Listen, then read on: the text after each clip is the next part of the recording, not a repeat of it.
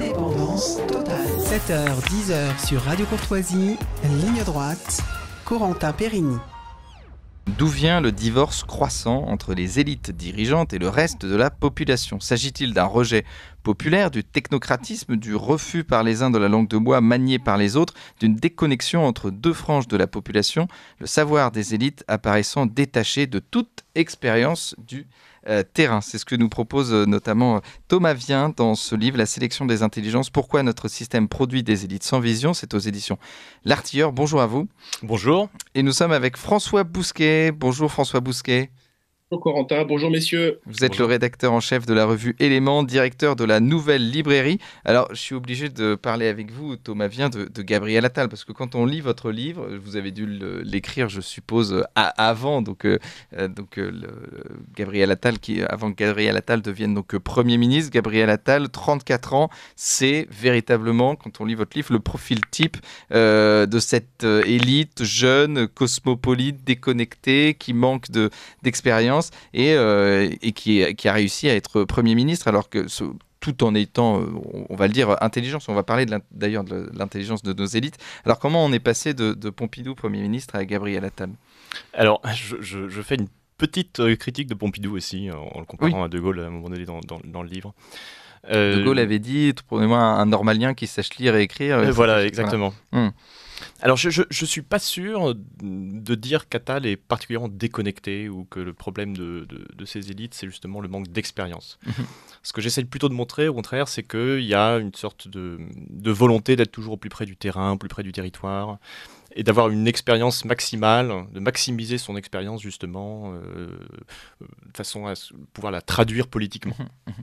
En réalité, ce qui manque davantage, à mon avis, c'est une formation des intelligences qui permettrait à ces élites de hiérarchiser et de pouvoir réenchasser un petit peu les représentations qu'ils ont pu acquérir soit par leur expérience de terrain, soit par leur lecture, soit par les rapports qu'ils lisent. C'est plutôt ça ma perspective. Alors, donc on est passé de Gabriel Attal de Pompidou à Gabriel Attal.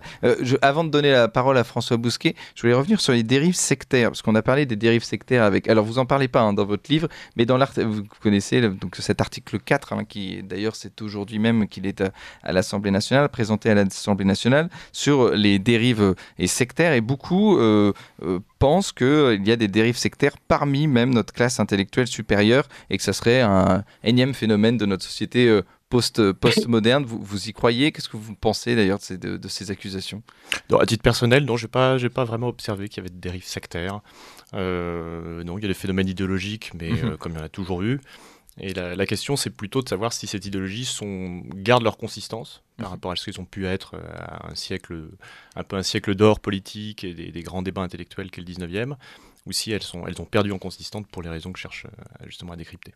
Alors François Bousquet, sur ce livre, La sélection des intelligences, pourquoi notre système produit des élites sans vision, aux éditions L'Artilleur.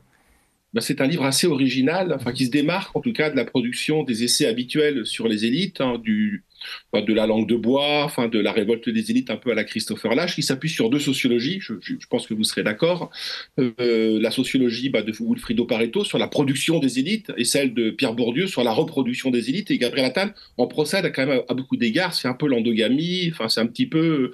Pourquoi vous avez choisi de ne pas écrire un essai précisément sociologique sur cette crise des élites, cette crise de représentation des élites, pour vous concentrer, on va y venir, sur la nature de l'intelligence des élites qui semble-t-il est dévoyée selon vous?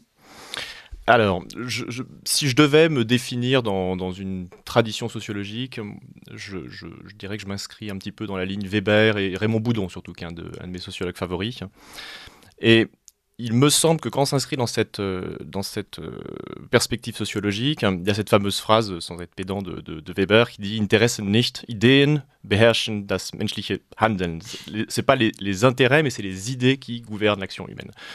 Ça ne veut pas dire que chez Weber, il n'y a pas la possibilité de penser les intérêts de classe, de penser les intérêts de l'entre-soi, etc. Mais sur le long terme, en réalité, c'est surtout les idées qui gouvernent, qui font évoluer les structures, les institutions, les mentalités, etc.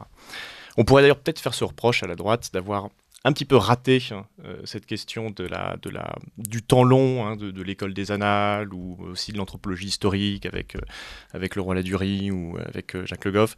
C'est-à-dire un intérêt qui est un peu plus marqué effectivement vers le centre-gauche, un intérêt pour la lente transformation des mentalités, la lente transformation des habitus, Et parfois, on pourrait reprocher aussi à une certaine droite de se focaliser trop sur des personnes, d'avoir un peu l'idée qu'on est dans un Cluedo, où il faut trouver le colonel Moutarde qui a tué dans la librairie avec le chandelier. Donc j'essaie de sortir un peu de ça en imaginant sur le temps long ce qui peut expliquer pourquoi la formation des élites est déficiente et pourquoi ça explique finalement l'essentiel de ce qu'on observe si on est dans cette tradition un petit peu weberienne ou boudonienne. Ouais. Alors, si vous me permettez, moi, le livre, je l'ai lu comme d'abord une tentative, dans un premier temps, de définition de l'intelligence. Alors, c'est très difficile. Vous savez ce que Pascal disait de ce genre de mots, l'intelligence, il disait que c'était des mots primitifs. Il est très, très difficile de définir. Tout le monde sait ce que ça veut dire, mais on a quand même le plus grand mal à le définir. Alors, comment définiriez-vous l'intelligence qualitative ou quantitative, organique ou mécanique, ou pour en parler pour reprendre votre vocabulaire et vos termes qui structurent votre livre, horizontale et verticale. Et comment on passe du vertical à l'horizontal, puisque vous parlez du temps long, c'est sur le temps long, du XVIIIe siècle jusqu'à aujourd'hui, que cette mutation s'est opérée. Absolument. Alors, il faut remonter, à mon avis, à ce qu'a été le miracle grec. Et là, il y a deux voies possibles d'analyse du miracle grec. La première, qui est assez classique, qui est celle des origines de la pensée grecque de Jean-Pierre Vernant, que j'avais lu quand j'étais jeune, avec l'espoir de pouvoir y trouver la clé d'explication de ce qu'ont été Platon et Aristote pour la structuration de la pensée occidentale. Et j'avoue avoir été un petit peu déçu. C'est-à-dire que la thèse de Vernant, en gros, c'est de dire qu'à la fin il y a la civilisation mycénienne, qu'il y a des invasions qu'on appelait doriennes autrefois, et on ne sait pas exactement ce que c'est, mais qu'il y a eu un effondrement de la civilisation mycénienne, qui était une économie avec un pouvoir palatal très fort. Qu'ensuite, il y a eu des siècles d'obscurité et qu'est née et a émergé la cité grecque vers le 8e siècle, mettons vers autour de 750, et que cette cité grecque a fait descendre finalement la question publique dans l'agora, et a permis la discussion avec l'échange d'arguments rationnels. Et c'est l'idée donc que la politique se construit par l'échange d'arguments, argument contre argument, et que les meilleurs arguments finalement vont pouvoir être sélectionnés de cette manière-là. Il me semble que cette façon de voir le miracle grec, en fait, rejoint un petit peu ma description de l'intelligence horizontale. C'est-à-dire qu'on est sur des échanges d'arguments à arguments, on ne sait pas comment méthodologiquement les architecturer. Et le miracle grec, à mon avis, consiste plutôt, notamment chez Platon, à essayer de penser une remontée des principes en partant des choses les plus particulières, de l'expérience physique du monde, jusqu'à des principes métaphysiques. C'est d'ailleurs ce que pense, alors j'espère pas faire un tunnel philosophique, mais c'est un petit peu ce que pensent et Platon et Aristote, que les présocratiques eux-mêmes n'ont pas réussi à faire cette jonction entre notamment la physique et la métaphysique. Vous aviez les physiciens dans lesquels on pourrait d'ailleurs mettre Pythagore, qui considérait que les nombres étaient finalement de ce qui structurait le monde physique. Puis vous avez d'un autre côté les métaphysiciens comme Parménide, mais la jonction n'est pas faite. Et le génie propre de Platon et d'Aristote, et eux-mêmes, enfin Aristote le pense clairement, c'est d'avoir pensé une jonction de la physique à la métaphysique. C'est-à-dire la possibilité, sans solution de continuité, de remonter des choses singulières jusqu'aux principes, les conditionnant et les organisant. Et après se rajoute à ça, évidemment, ce second miracle, en quelque sorte, qu'a connu l'Occident, c'est avoir la possibilité, à travers la patristique, à travers la scolastique, d'enchasser, en quelque sorte, le troisième étage de la fusée, ça veut dire la religion et la spiritualité, la question de la foi, de l'enchasser à ces deux étages, la physique et la métaphysique, et de penser tout ça dans une continuité.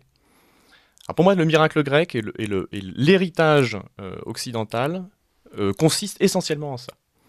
Et après, pour des raisons que je ne peux que survoler évidemment dans l'essai, parce que c'est un essai très court, il y a une division des savoirs qui s'opère, il y a le mouvement des Lumières, qui est un mouvement aussi d'émancipation par rapport à des formes de tradition et aussi à une architecture qui était tenue avec la clé de voûte de la religion et puis de la théologie. Donc il y a cette émancipation, il y a cette division des savoirs, que décrit d'ailleurs très bien Philippe Nebaud dans un petit essai qui est remarquable, Qu'est-ce que l'Occident ? Et arrivé là, se pose nécessairement de manière très aiguë la question de l'organisation des savoirs, puisqu'on est laissé finalement face à une sorte d'anomie des champs disciplinaires. Et ça, c'est un peu nouveau, c'est un peu ça que je cherche à décrire. Ce qui est nouveau, c'est plutôt le fait que, avec l'école en plus, qui est obligée de gérer des flux considérables, on ne réussit plus à articuler ces champs disciplinaires de manière hiérarchisée. Mais alors, juste peut-être François Bousquet, vous voulez poursuivre ? Si vous permettez, simplement sur du XVIIIe siècle à aujourd'hui, donc il y a une bascule que vous décrivez on passe un petit peu, alors pour synthétiser grossièrement, du vertical à l'horizontal. Mais j'ai quand même une objection à vous soumettre, hein. C'est la Troisième République, qui fut la grande république des professeurs, hein, qui a produit une élite exceptionnelle, on l'a oublié, hein, puisque mais de 1870 à la Grande Guerre, hein, on a eu, sur ces bases-là d'intelligence horizontale, hein, on a sorti du peuple, hein, quasiment le sel de ce peuple, hein. Absolument. Alors, je dirais que c'est un phénomène qui est évidemment continu, c'est-à-dire qu'on en voit les effets, à mon avis, progressivement. C'est-à-dire que les intelligences que moi j'admire comme étant des intelligences capables de verticaliser les champs disciplinaires au 19e, sont des intelligences qui ont produit des idées sur lesquelles on vit encore. C'est-à-dire qu'il y a en quelque sorte, on vit un peu de nos rentes, c'est ça que j'ai envie de dire à partir de cet essai. C'est-à-dire qu'il y a un héritage des grands concepts philosophiques, moraux, politiques. Si on y regarde d'un peu plus près, ils ont presque tous été sécrétés au 19e, pour la très grande part. On pourrait rajouter en queue de comète le concept de laïcité en 1905, hein, mais qui a déjà une histoire qui précède évidemment la loi de 1905. Mais ces concepts-là ont été sécrétés, c'est un peu mon intuition, par des esprits qui, eux, étaient très verticaux. Et l'effet déstructurant de l'école, qui est obligé de répondre à des questions de flux de plus en plus massifiés, nous oblige à penser une méthodologie qui est nouvelle. C'est ça que je cherche à décrire. Cette méthodologie qui est nouvelle, c'est celle sur laquelle on insiste beaucoup quand on dit qu'il faut former les élèves à l'esprit critique, à la contextualisation, à la mise en regard, à la confrontation des arguments, etc. Avec l'espoir, à mon avis, un peu vain, que de tout ça émergera une vérité un peu architecturée. Alors, vous l'avez dit, François Bousquet, c'est pas un essai sociologique sur les élites, sur nos élites actuelles, mais est-ce qu'on pourrait avoir même votre définition de l'élite aujourd'hui? C'est-à-dire, c'est ceux qui exercent le pouvoir en France et dans le monde. Quel est leur profil et pourquoi? Alors, on va le voir après, ils sont aussi déconnectés des gens qui sont censés gouverner. Alors, sans surprise, je me revendiquais un petit peu de la tradition de Weber, et puis surtout Weber interprété par Boudon, parce que je pense que Raymond Boudon, comme il le dit lui-même, avec quelques passages de Weber, réussit à mettre un peu de cohérence dans la question de l'élite et puis de la question de la rationalité. Sans surprise, ma définition de l'élite, et puis surtout celle l'élite que je décris dans ce livre, c'est en fait les élites cognitives. C'est-à-dire que c'est les élites... on se rappelle un petit peu la typologie de Weber entre la domination charismatique, la domination traditionnelle, la domination charismatique, qui fait que maintenant on soit dans une domination légale rationnelle, et que c'est ça qui est déterminant sur le cours du monde. Si toujours on s'inscrit dans cette logique weberienne. Donc c'est ces élites cognitives que je cherche à décrire, finalement, le produit ultimement des grandes écoles, mais où la formation des intelligences, donc polyvalente, un peu pluridisciplinaire, très agile, capable de faire de la synthèse, de la mise en rapport, de la contextualisation, etc. Où, en fait, les intelligences sont formées de manière relativement identique et homogène. C'est-à-dire que, pour moi, l'École nationale d'administration, l'ENA, est simplement la figure la plus emblématique de cette formation-là, un petit peu le point d'aboutissement de cette formation-là, étant donné elle pense particulièrement la polyvalence. Elle se revendique comme une école polyvalente. Mais alors, justement, donc vous parlez d'élites scolaires sans profondeur, sans colonne vertébrale, mais qui ont tout de même une idéologie libérale, libertaire, sans s'en apercevoir. Ils ne défendent pas des idées, mais pour eux, ils défendent véritablement la vérité. Alors, c'est la différence entre ce que vous appelez l'intelligence verticale, l'intelligence horizontale. Alors, je ne prétendrai pas que les élites qui sortent de ce système scolaire ont une idéologie homogène. C'est-à-dire que... de Vauquier à, je ne sais pas, Laurent Fabius, en passant par Emmanuel Macron, on a quand même un spectre politique qui est assez distinct, qui est assez diversifié. Pour autant, à mon avis, le rapport qu'ils ont au savoir, leur type d'intelligence, est assez similaire. Donc vous, c'est pas tant l'idéologie, c'est le rapport au savoir et le rapport à l'intelligence, cette différence entre l'intelligence horizontale et l'intelligence verticale. Mais ma critique consiste à questionner la consistance de cette idéologie. Je doute que cette idéologie ait gardé la consistance que pouvaient avoir les grandes idéologies politiques, notamment au 19e. Et j'en attribue la cause à cette formation et à ce système scolaire que je décris. Et qui, pour vous, en fait, ne permet pas non plus à des gens qui n'auraient pas ce type d'intelligence de pouvoir se déployer pleinement. Exactement. Alors évidemment, il faudrait nuancer, et on est obligé d'être dans les grandes lignes. Mais moi, ce que j'espère un petit peu et ce que je prône à la fin de cet ouvrage, c'est la capacité de reconstruire un système scolaire qui s'articulerait autour des obsessions ou des grands ancrages, soit sensibles, soit intellectuels des élèves, et que les élèves puissent construire leur connaissance autour de cette obsession, l'articuler de manière un peu en toile d'araignée, par capillarité, en fait, on peut reconstruire, de manière, à mon avis, hiérarchisée, un rapport au savoir. Alors, François Bousquet. Ce que vous décrivez, alors je reviens en arrière sur les 3 noms que vous citiez, Macron, Wauquiez. Alors Wauquiez est un peu un cas à part, parce qu'il a quand même beaucoup changé ces derniers temps, et Fabius. Mais je vous rappelle que Fabius a longtemps hésité entre Mitterrand et Giscard. Macron, c'est le en même temps. Donc on retombe un petit peu sur l'interchangeabilité que vous évoquez dans le livre, et dont la voie royale, Helena, que vous avez fait. Vous avez un parcours assez atypique. On n'a pas dit, on vous a présenté à nos auditeurs et à nos spectateurs. Vous êtes haut magistrat aujourd'hui, mais vous avez décroché du système scolaire. Vous êtes philosophe, parce que vous êtes agrégé de philosophie, en tout cas agrégé de philosophie, et énarque. Donc un profil assez atypique dans l'univers que vous décrivez. En réalité, c'est aussi pour ça que je tiens à être dans une logique un peu de rebrousse-poil un petit peu dans cet essai. En réalité, il y a des profils à l'ENA qui sont relativement nombreux, des profils qui sont soit agrégés, soit normaliens, soit docteurs. Ça représente, je pense, à peu près un dixième de la promotion, à peu près. Un dixième de la promotion, donc, a un rapport à la culture qui est assez aigu. C'est des gens qui ont été obligés d'acquérir une culture qui est loin d'être superficielle pour pouvoir avoir leur agrégation, pour pouvoir rentrer à Ulm, pour pouvoir rentrer à l'école normale de Lyon, que sais-je. Donc j'essaye de sortir un peu du cliché de l'élite inculte, de l'élite qui ne lit pas, etc. Et j'essaye justement d'attribuer le désarroi, les causes du désarroi qu'on connaît devant ce type d'intelligence au type de formation qu'ils ont reçu. Ouais. Alors, simplement, pour que les choses soient claires, parce que je le redis, c'est un essai original, vraiment inhabituel dans la production éditoriale, qui est quand même assez pléthorique sur cette crise des élites. C'est que c'est le diagnostic que vous établissez. Si vous me permettez, je vous ai bien lu, mais enfin, je vous ai bien lu, c'est la dislocation, l'éclatement des savoirs qui est problématique.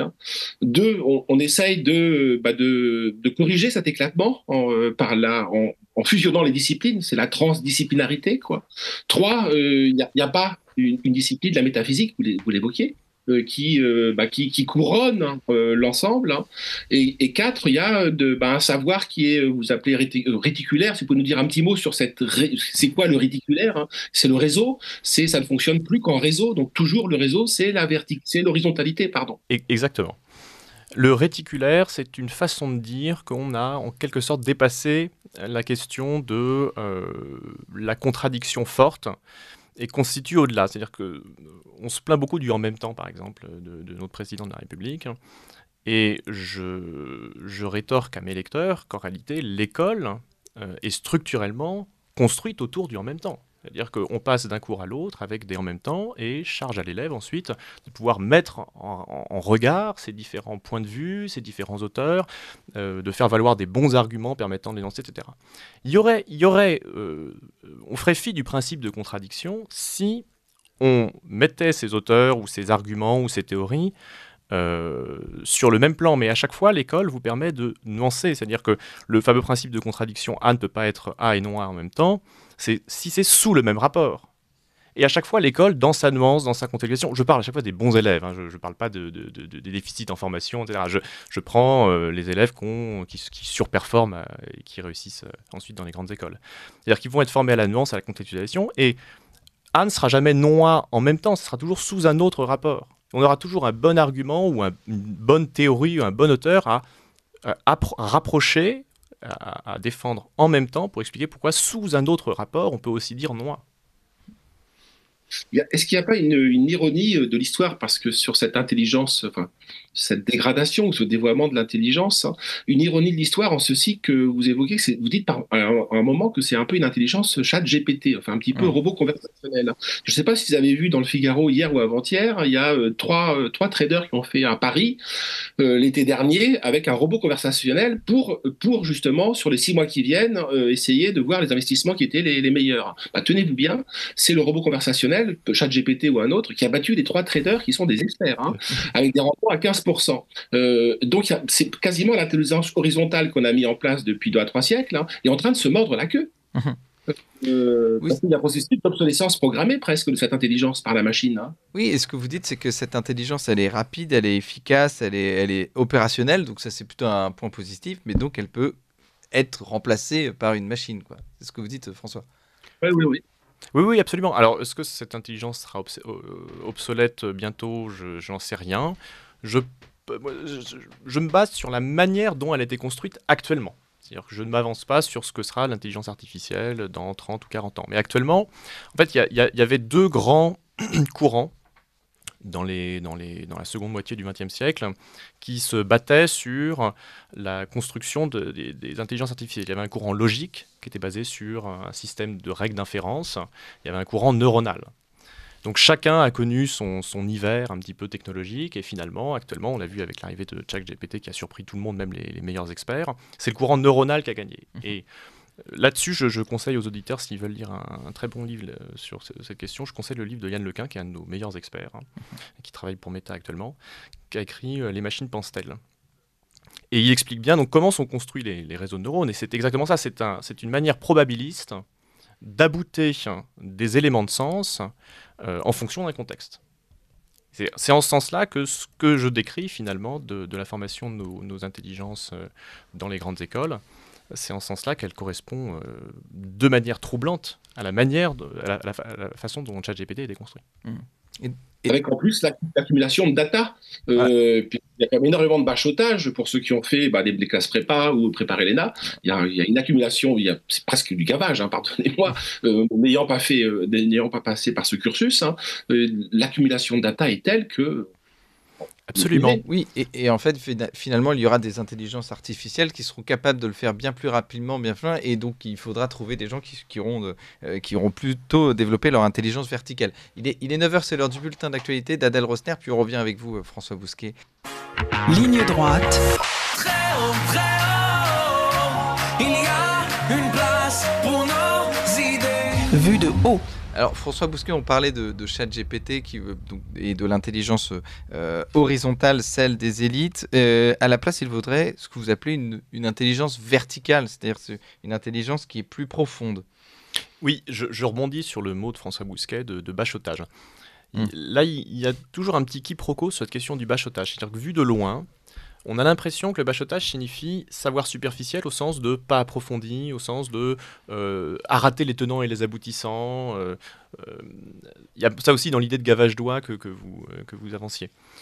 Ce que je suggère à travers mon essai et à travers ma thèse, c'est qu'en réalité, le bachotage, c'est une préparation au mode de fonctionnement de l'intelligence lorsqu'elle sera confrontée à un travail de thèse universitaire et lorsqu'elle aura à approfondir son sujet. En fait, les modalités d'approche des savoirs, étant donné ce qu'on disait sur la dislocation des savoirs, sur le fait qu'on est obligé de mettre en réseau des champs disciplinaires qui ont des présupposés très hétérogènes, en fait, l'approche sera la même. C'est-à-dire que faut pas reprocher à un étudiant qui bachote son concours de Ulm ou de l'ENA de faire un travail superficiel dans la mesure où on peinerait à différencier finalement le rapport au savoir qu'aura plus tard un universitaire qui fera une thèse de 3-4 ans. C'est ça qui est un peu vertigineux. C'est-à-dire que l'universitaire n'aura pas un savoir, à mon sens en tout cas, c'est une thèse qui est peut-être un peu provocatrice, mais à mon avis, il n'aura pas un savoir dont il pourra justifier à partir de ses propres présupposés anthropologiques, épistémologiques, etc., de manière tellement plus profonde, simplement qu'il aura accumulé beaucoup plus de matériaux et le travail qu'il aura fait sera bien plus en finesse, sera bien plus contextualisé. Mais on sera dans une même ligne, si vous voulez, que celle du bachoteur. Le bachotage des grands concours prépare en réalité soit le politicien a analysé à fond ses dossiers pendant 6 mois, pendant 1 an, et à les maîtriser sur le bout des doigts. Donc on est loin du bachotage, soit pour l'universitaire à faire aussi une thèse sur quelque chose que ce soit. Mais alors aussi, cette manque de profondeur, évidemment, ça a un lien, enfin ça a une des conséquences sur la vision des élites sur le long terme, et qui préfèrent donc la petite cuisine politicienne sur le court terme, plutôt que véritablement la vision de long terme que pouvaient avoir nos anciens chefs d'État. On parlait de Pompidou tout à l'heure ou de Gaulle. C'est ce que je cherche à suggérer, c'est-à-dire que on avance souvent comme figure antagoniste à ces intelligences qui nous semblent superficielles ou sans vision, on avance souvent la figure de Gaulle. Ce que j'ai cherché à dire dans l'essai, c'est que c'est pas tant que De Gaulle a une idée de la France qui planerait comme ça, qui serait un peu abstraite, la princesse des contes. À mon avis, ce qui marque quand on lit les discours de Gaulle, quand on l'entend, quand on lit des biographies sur le personnage, c'est qu'il est capable de penser de manière continue, exactement comme le génie grec nous avait appris à le faire, les réalités les plus élémentaires. Qu'est-ce que c'est qu'un homme ? Quelles sont ses passions ? Quelles sont ses affects ? Quelles sont ses motivations fondamentales ? Comment il se comporte par rapport aux religieux ? Quels sont ses instincts grégaires ? Donc ces réalités les plus particulières jusqu'à la question de l'État. Et comment j'organise tout ça et comment je le verticalise. C'est ça que j'ai cherché j'ai cherché à dire que c'était un peu la caractéristique finalement des pensées qu'avaient une vision. Alors, François Bousquet. Je serais bien revenu, mais on n'aura pas le temps sur cette question de ChatGPT et du machinal ou du mécanique. Allez-y, François. Alors, c'est quelque chose que vous ne dites pas, donc vous allez peut-être sursauter. Mais est-ce que on sélectionne pas, c'est pas l'intelligence qu'on sélectionne. Ce qu'on sélectionne, c'est la fabrication de proto-machines, presque, j'ai envie de dire, en tout cas de pilotes automatiques. Alors j'écarte les universitaires, c'est vraiment le haut du panier. Mais si je m'en tiens au corps politique, tel qu'on l'a vu en particulier sous l'épisode du Covid, complètement dérouté, parce que précisément, on sortait des rails pour la première fois. C'est quand même des gens à qui on apprend à accomplir des programmes, à respecter des protocoles, à suivre des procédures. Donc, ce sont des machines. Je vous le dis pas, je sais bien que vous le dites surtout pas, mais enfin, quand même. Ce qui me chiffonne un petit peu dans cette vision, c'est que on a l'impression que les élites appliqueraient de manière automatique des règles prédéfinies. Il me semble que c'est pas forcément ce qu'on a observé durant le Covid. Ce qu'on a observé durant le Covid, c'est effectivement un désarroi profond, des élites assez désemparées, qu'avait créé justement ce conseil scientifique qui cherchait à faire du pluridisciplinaire. Permettez de vous interrompre. C'est que le Covid, précisément, on rentre dans ce que Carl Schmitt, un juriste, appelle l'exception. On sort des processus planifiés, normaux, programmés, qui se déroulent avec beaucoup de facilité. Là, on se heurte à l'anomalie, l'exception, l'accident. Et face à l'accident, on est un peu dérouté, puisqu'on n'a pas les outils. On n'est pas équipé. Absolument, tout à fait. Non, si ça consiste simplement à souligner que la singularité oblige le politique à avoir une vision, j'abonderai dans votre sens. C'est juste que le terme d'application automatique de règles ne me semble pas correspondre exactement à ce que font nos élites. C'est-à-dire qu'elles tiennent compte aussi d'un contexte qui est changeant, qui est divers, elles cherchent à s'y adapter. On voit bien que notre président a géré un nombre de crises considérables, comme peu de présidents de la 5e, si on prend le début de son mandat en 2017. Et vous direz qu'Emmanuel Macron, justement, a cette intelligence horizontale. Tout à fait. Et je ne dirais pas qu'Emmanuel Macron a réagi de manière mécanique ou automatique à ces crises-là. Les solutions qui ont été apportées ont été des solutions dont on peut prétendre qu'elles manquent de vision, si on se situe dans la perspective de cet ouvrage. Mais en réalité, je ne pense pas qu'on pouvait déduire ces réactions de règles prédéfinies. Mais comme ChatGPT, ce qu'on dit justement sur ChatGPT et des réseaux de neurones, c'est qu'il y a un effet boîte noire, c'est-à-dire que ça tient compte d'une telle diversité, d'une telle quantité de data, qu'on n'est pas capable forcément de faire du rétro-engineering, de savoir comment elle a constitué sa solution. D'accord.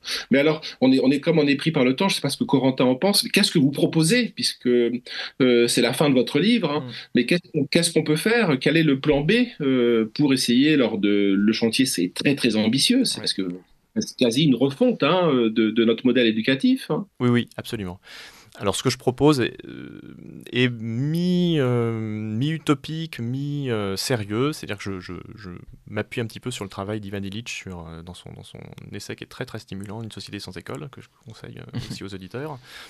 Et Ivan Illich part d'un constat qui, à mon avis, est relativement partagé, à savoir que ce qu'on a le mieux appris, c'est ce qu'on a appris par soi-même. C'est-à-dire ce qui nous a touché dans nos profondeurs, ce qui nous a remué dans nos représentations les plus profondes, et que finalement, les savoirs qu'on a pu constituer et qu'on a pu, apprendre véritablement, et qui restent, une fois que tout le reste est parti, comme on dit, ce sont des savoirs qui se sont organisés en toile d'araignée de manière comme par capillarité autour de ces obsessions premières. Donc l'idée, ça serait de reconstituer une école en faisant davantage du sur-mesure. Alors évidemment, c'est facile à dire. Là, je propose pas j'ai pas de baguette magique et ça, comme vous dites, François Bousquet, ça demande une refondation totale. C'est-à-dire qu'on voit bien que l'école massifiée qui s'éloigne de plus en plus du sur-mesure est à bout de souffle. On le voit notamment avec le fait que ChatGPT remplace de plus en plus et remplacera sans doute de plus en plus le professeur, dont la plus-value, si lui-même n'a pas une intelligence qui permet de verticaliser les savoirs, semblera un petit peu dispensable. Donc l'idée est là. Ce n'est pas seulement l'école qui s'éloigne, pour ainsi dire, de l'élève, c'est aussi l'élève, parce qu'il vit dans un environnement technologique. Enfin, l'élève, l'écolier.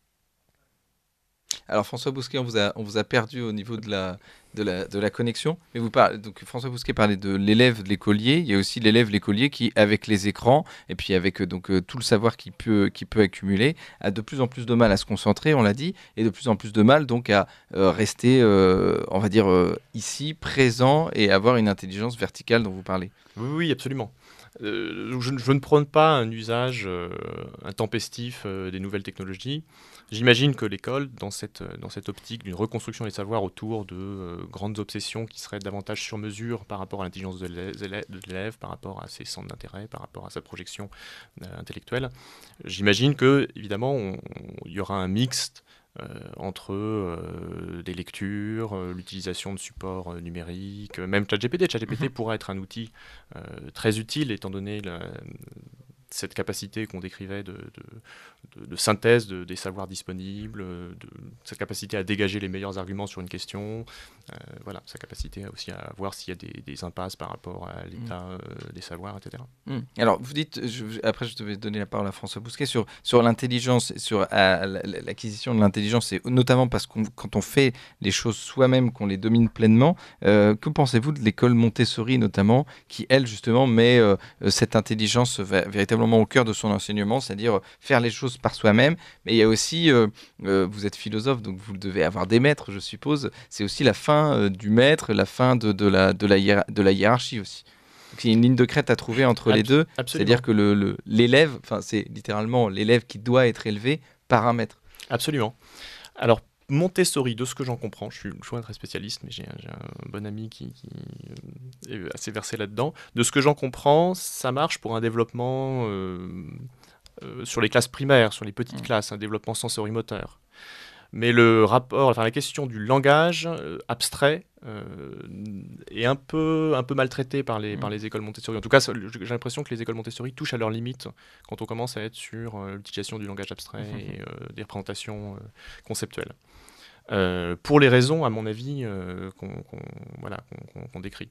Sur la question du maître, évidemment, l'école que décrit Ivan Illich, ou une sorte d'alternative proposée par Ivan Illich, n'évacue pas la question du maître. C'est-à-dire qu'il y aurait des tuteurs qui permettraient de suivre les élèves dans la constitution de leur savoir, mais leur savoir beaucoup plus hiérarchisé, beaucoup plus organisé, parce qu'il n'y aurait pas toutes ces connaissances venues de plein de champs disciplinaires dont ils n'ont pas encore idée, et puis avec ces sortes de blocs de savoir, de théories, d'arguments qui leur tombent dessus, qui sont quasiment inassimilables. Donc ils partiraient de ça, et le tuteur permettrait évidemment de leur montrer s'il y a des impasses, de leur expliquer que... c'est exactement ce que dit Alain d'ailleurs. Alain dit, en fait, l'intelligence doit refaire ce que la science a fait au cours de l'histoire, mais un peu plus vite. François Bousquet, on va être obligé de terminer avec vous. Alors, vite fait, oui. la question se pose pour vous et pour nous tous. Qu'est-ce qu'on fait des élèves qui décrochent, c'est vrai, il y a beaucoup d'élèves qui décrochent, mais qu'est-ce qu'on fait également en parallèle et en vis-à-vis des élèves qu'on maintient dans ce système scolaire qui les assèche, qui les asphyxie manifestement. Vous citez, outre Ivan Illich, un auteur merveilleux, philosophe américain, Matthew Crawford, qui a signé un éloge du carburateur, qui est à la fois un philosophe, mais qui adore la mécanique, qui adore les motos, les bonnes motos, les beaux bolides. Il y a quand même un mépris, il y a toujours ce mépris du manuel, du mécanique. Sous l'Ancien Régime, on parlait des mécaniques. Les mécaniques, c'était les gens qui travaillaient de leurs mains. Il y a quand même beaucoup de gens on en connaît tous dans nos entourages, qui n'ont pas envie de rester sur les bancs de l'école jusqu'à 18 ans. Absolument. Absolument. C'est d'ailleurs une des raisons qui m'ont éloigné du professorat. C'était j'étais de plus en plus, je doutais de plus en plus de la pertinence d'un système qui maintenait 8 heures par jour des jeunes assis, vissés sur un banc, une chaise. Et effectivement, Matthew Crawford a cet intérêt, dans l'éloge du carburateur, d'expliquer pourquoi des concepts peuvent être des concepts enchâssés dans une matérialité très forte. C'est-à-dire, effectivement, on est typiquement à la frontière entre le sensorimoteur et le concept très, très enraciné. Et Matthew Crawford explique, et là les parallèles sont assez forts à mon avis avec Ivan Illich. Il faisait de la philosophie, il a tout quitté. Exactement, il était dans un think tank, exactement, tout à fait. Garage, pour ouvrir un garage. Alors il y avait déjà une vie un peu originale au début, une vie c'était quasiment de gens du voyage un petit peu, si je comprends bien. Mais les parallèles avec Ivan Illich sont intéressants, c'est-à-dire que par capillarité, en fait, des philosophies entières, des systèmes politiques entiers peuvent se constituer autour de ces intérêts très enracinés. Alors bon, le thème enracinement ne me plaît pas forcément, mais en tout cas, cet ancrage très fort dans un pan du réel. C'est ça l'intérêt de Matthew Crawford pour moi. Et alors Mathieu, mais allez-y François, mais on peut penser aussi que tout le monde n'est pas fait pour être donc dans un garage avec ses mains, etc.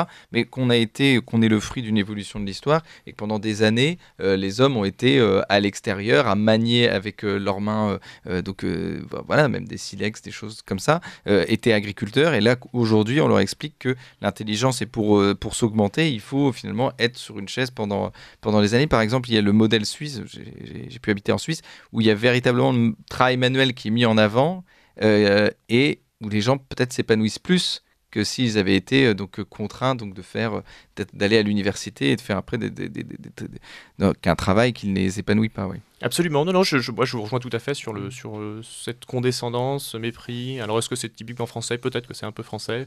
Les Allemands ont un rapport à l'apprentissage, au manuel qui est pas du tout le même, qui est beaucoup plus sain.